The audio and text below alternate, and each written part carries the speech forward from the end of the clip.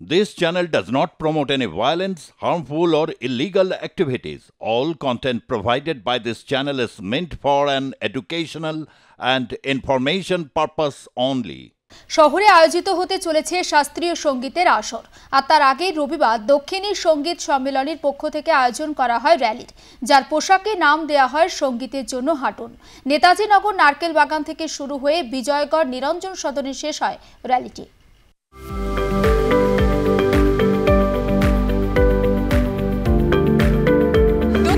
সঙ্গীত সম্মেলনের পক্ষ থেকে শাস্ত্রীয় সঙ্গীতের আসরের আয়োজন করা হয়েছে।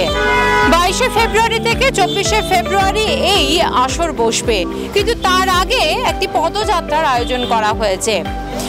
সেই পদযাত্রাতে অংশগ্রহণ করেছেন যেমন দক্ষিণী সঙ্গীত সম্মেলনের যারা আধিকারিক আছেন তারা যেমন আছেন, সেই সম্মেলনীর সদস্য যারা আছেন তারা আছেন, তেমনই সঙ্গীতজ্ঞরাও আছেন।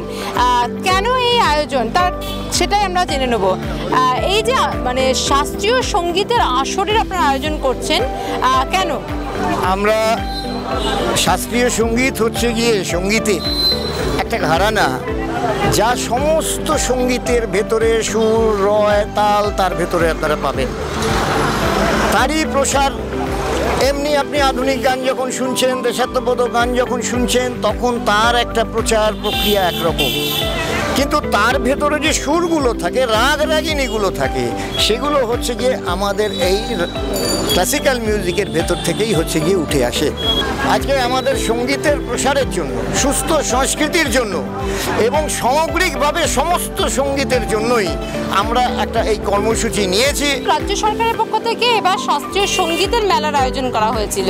সেখানে বিভিন্ন শাস্ত্রীয় সঙ্গীতের যারা শিল্পী তারা অংশগ্রহণ করেছিলেন, যারা নবাগত তাদেরকেও স্থান দেওয়া হয়েছিল। কি বলবেন?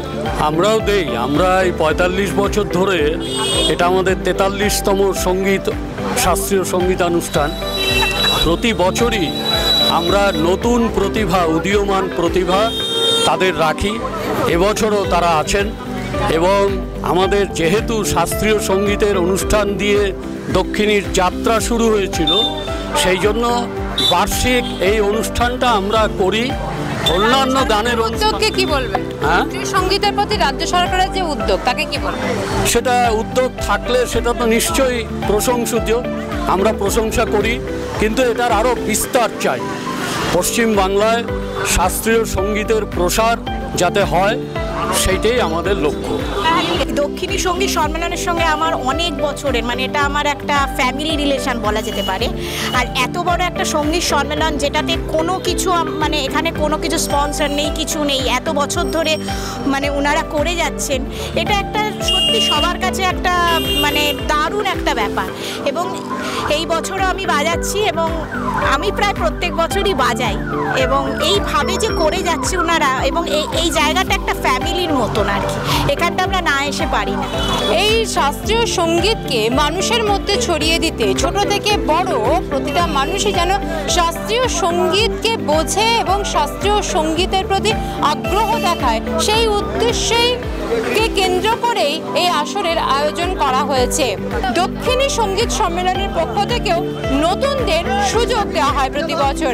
আর এই মেলা, এই আসর আরও যাতে ব্যাপকতা পায়, আরও যাতে বিস্তৃত হয়, সেদিকে নজর দিয়েই এই আসরের আয়োজন বা এই পদযাত্রার আয়োজন।